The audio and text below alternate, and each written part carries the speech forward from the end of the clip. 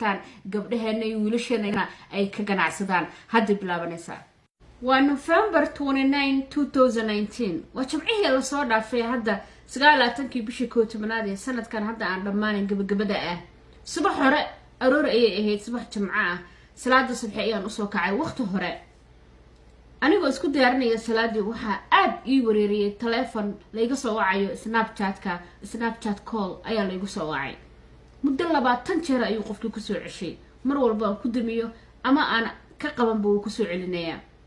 fartiin ayaan u qoray markuu qofkii telefoonka joojin waayo, waxaan ku eray ama cod ii dhaaf ama fartiin ii soo qor, hadhow baan kugu soo celinayaa, waxaan ahay mashquul.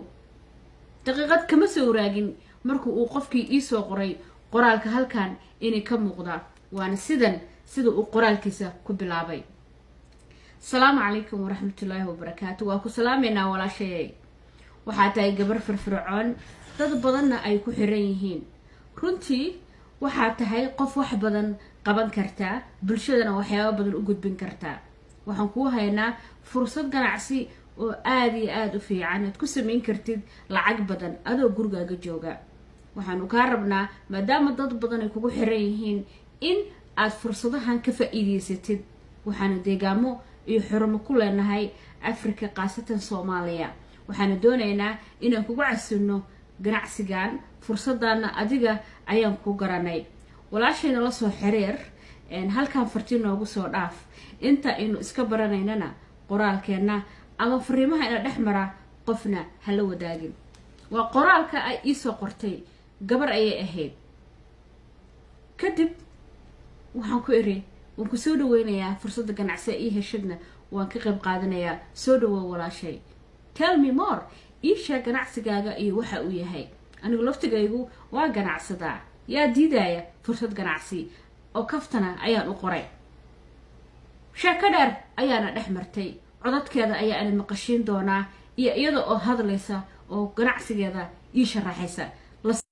kahor intaana gabadha codkeeda iyo sheekadeeda ee maqashiinin iyo su'aalihiina dhex maray, waxaan doonayaa wax yarina inay ka sheego dadkan waxa ay yihiin. dadkan waa dad Soomaaliyeed oo walaalaheen oo kala ah, waliba waa dad u badan dumar Soomaaliyeed. waa dad bulshada Soomaaliyeed dhexdooda jagooyin ka soo qabtay, haddana ganacsato ka ah, Soomaaliyana laga yaqaano.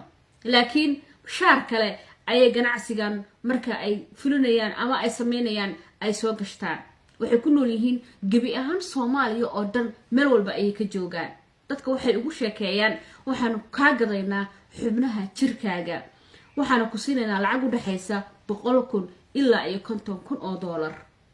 haddii aad caafimaad qabtid, kalidaadu da'daada caafimaadkaaga ayay ku xiran yahay qiimaha xubnaha jirkaaga lagaa siisanayo. jirka xubnahaaga oo dhan ayaa loo baahan yahay: gamcaha, lugaha, indhaha, ilkaha, beerka, keliyaha, wadnaha, iyo waliba dumarka jira 15 sano ilaa iyo 35 sano ilmaa lagu abuuranayaa. waxaa lagaa saxiixayaa contract 2 sano ina ayaga la joogaysid inta cuniga aad ka dhalaysid lagugu abuuraya. hawshaas oo la qabanayo kadibna hadda marka cuniga aad dhashid shaqo kale ayaa laga qabanaya. dadkan ganacsigan marka ay sameynayaan waa dad qarsoon weeye, dad Soomaaliya inagoo kalena waaye oo walaalaheena. laakiin dadka ka dambeeya oo ganacsigan maalgeliya ama sameeya waa dad ajnabi ah oo caalamka ka imaaday. laakiin Soomaaliya gudaheeda dadka sameeya waa dad Soomaaliya oo waliba dumar ah. gabadhan waxay tiri oo hadaladeeda ayna maqashinaya kamid ah, xubnaha jirka ayaanu iibinaa, dadka waxaanu ku soo qalnaa oo geynaa Itoobiya iyo Kenya. laakiin taasi waa been. xubnaha jirka waxaa lagu soo qalaa badda dusheeda markab saaran ayaa lagu geynayaa oo Soomaaliya jooga. hadba meel ayuu ku xirtaa markabkaas. qofka marka la kaxeeyo deegaanada Soomaaliya, tuulooyinka iyo gobolada iyo caasimadaha Soomaaliya ayaa dadka laga ugaarsadaa. ilmaha waa la xadaa, gabdhaha yar waa la qaadaa, wax kasta qofkii waa la waayay, waa dhintay ma ogid. laakiin halkaas ayaa la geeyaa. markabka dushiisa lagu qalaa, qofka wixii la rabaa lagala baxaa, kadibna badda ayaa lagu tuuraa. sheekadan businesska ayaa jiro oo Soomaaliya ka socdo. anigan in la hadlayo ay qofkaas ama dad kamid ah qofkaas ila soo xiriiray, xiriirkiisa iyo sheekooyinkiisina sidan ayay noo dhexmareen. kahor intaana gabadha codkeeda iyo sheekadeeda ee maqashiinin iyo su'aalihiina dhex maray, waxaan doonayaa wax yarina inay ka sheego dadkan waxa ay yihiin. dadkan waa dad Soomaaliyeed oo walaalaheen oo kala ah, waliba waa dad u badan dumar Soomaaliyeed. waa dad bulshada Soomaaliyeed dhexdooda jagooyin ka soo qabtay haddana ganacsato ka ah Soomaaliyana laga yaqaano laakiin shaar kale ayay ganacsigan marka ay fulinayaan ama ay sameynayaan ay soo gashtaan waxay ku nool yihiin gabi ahaan Soomaaliya oo dhan meel walba ay ka joogaan dadka waxay ugu sheekeeyaan waxaan ka gadaynaa xubnaha jirkaaga waxaan ku siinaynaa lacag u dhaxaysa 100,000 ilaa iyo 50,000 oo dollar waxadii aad caafimaad qabtid kalidaadu da'daada caafimaadkaaga ayay ku xiran yahay qiimaha xubnaha jirkaaga laga siisanayo jirka xubnahaaga oo dhan ayaa loo baahan yahay gamcaha lugaha indhaha ilkaha beerka kaliyaha wadnaha iyo waliba dumarka jira 15 sano ilaa iyo 35 sano ilma lagu abuuranaya waxa laga saxiixaya contract 2 sano ina ayaga la joogaysid inta cunuga aad ka dhalaysid lagu abuuraya hawshaas oo la qabanayo kadibna hadda marka cunuga aad dhashid shaqo kale ayaa laga qabanaya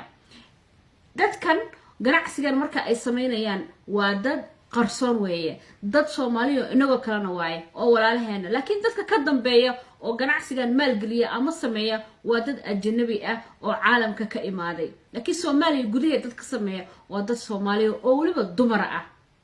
gabadhan waxay tiri oo hadaladeeda ayna maqashinaya kamida xubnaha jirka ayaanu iibinaa dadka waxaan ku soo qalnaa oo geynaa Ethiopia iyo Kenya laakiin taasi waa been xubnaha jirka waxa lagu soo qalaa badda dusheeda markab saaran ayaa lagu geynayaa oo Soomaaliya jooga hadba meel ayuu ku xirtaa markabkaas qofka marka la kaxeeyo deegaanada Soomaaliya tuulooyinka iyo gobolada iyo caasimadaha Soomaaliya iyo dadka laga ugaarsadaa ilmaha waa la xadaa gabdhaha yar waa la qaadaa wax kasta qofkii waa la waayay waa dhintay ma ogid laakiin halkaas ayaa la geeyaa markabka dushiisa lagu qalaa qofka wixii la rabaa laga baxaa kadibna badda ayaa lagu tuuraa sheekadan businesska ayaa jiro oo Soomaaliya ka socdo anigan in la hadlayo ay qofkaas ama dad kamid ah qofkaas ila soo xiriiray xiriirkiisii iyo shaqooyinkiisina sidan ayay noo dhaxmareen gabadhaas su'aalo badan ayaan weydiiyay markii u horeysay waxaan weydiiyay waxay ahayd dadka marka aad kaliyahooda ka saaraysiin ama qofka aad rabtiin inaad kali ka saartaan seebaad uga dhaadhicisiin dadka ma afduubtaan dadka ma maxbaad sunnaad siisaan qofka miyir doorisiin sidee baad uga dhaadhicisaan in qof kalidiisu uu ogaado inuu xubnihiisa gatood ka haysataan waxa ku soo sameeysan waxay iigu jawaabtay sidan dhageysta wacan abay maanta khasam maahan in qofka uu la charjumo ama la afduubto ama wax kale talubso qof walba isagoo miirkiisa iyo wax walba taamihin xubnihiisa laga gadanayaa wuxuu ku daboolayaa baahidiisa mid kasta ay taaba lacagtaas ku daboolaya marka abay dhimalahan waxaan wax caalamka ka jira wax soo jireena waligan baan ka soo shaqaysan jirnay aniga laftirkayga xitaa markii ugu horeysay kalibaan iibsaday alxamdulillah hadda wax iga maqan ma jiro waan ku socdaa waan ku dhalaa alxamdulillah wixii aan u baahnaana waan helay oo ii fududaadeen waxay tiri dadka ma joojoognay tiri dadka waa caadi bay tiri wax soo jireena weeyay tiri oo waliga jiray waa wax caadi ay tiri oo laga ganacsado aniga laftaydu way tiri markii u horeysay kaliyeedaan gatay qofka baahi badan iyo lacag la'aan iyo faqri badan haduu hayana uu uga baxayaa bay tiri oo baahidiisa ku daboolaya waan ku dhalaa waa socdaa waxba igama dhimana kalidina waan gatay ayay tiri mar kale ayay gabadhan waxaan weydiiyay su'aal kale oo ah xagee baad Soomaaliya ka joogtiin xagee xurumo ku leedihiin ayaan weydiiyay waxayna iigu jawaabtay sida tan abay maanta khasam maahan way ku soo daray qofkii gobolada badan baan ku leenahay sida gobolada Puntland oo kale Soomaaliland oo kale in koonfur galbeed oo kale Jubbaland Soomaaliya waxaan ka wada alaashan Soomaaliya xataa wada federaalka oo kale meelo badan baan ku leenahay dibay baan ku leenahay waxaan ku leenahay adoo caalamka oo dhan waan ku leenahay sida Ethiopia meelaha noogu dhow oo waxyaalaha mataqaan qaliimada adag noogu fududaadaan waa Ethiopia ilaa Nairobi oo kale soo dhaqaatiida caalamka waxa jooga khatar ah iyagoo kale badan operationada waa lagu galaa mataqaan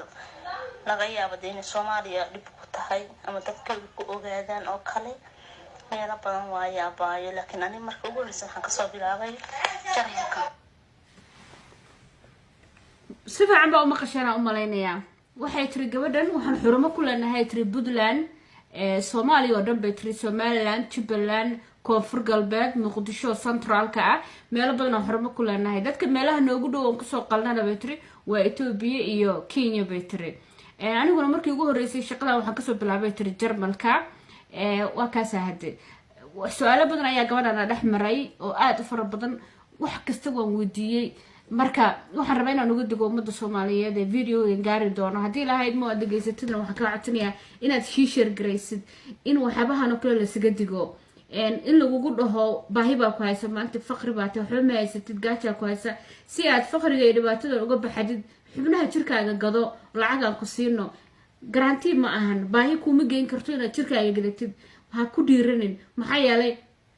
qasab ma aha Ethiopia iyo Soomaaliya mid dadka lama geeyo Kenya dadka badda markab dushiisa saaran ayaa lagu qalaa xubnaha ee jirka lagala baxaa kadibna baddaas ayaa lagu darayaa haddii xitaa dhaqaatiir ku qasho oo Ethiopia iyo Soomaaliya iyo Kenya ma kasta lagu soo qolayo Jarmalkaba mar walba meedkaagii waa la tuuraya qashinka lagu daraa biyaha la raacinaya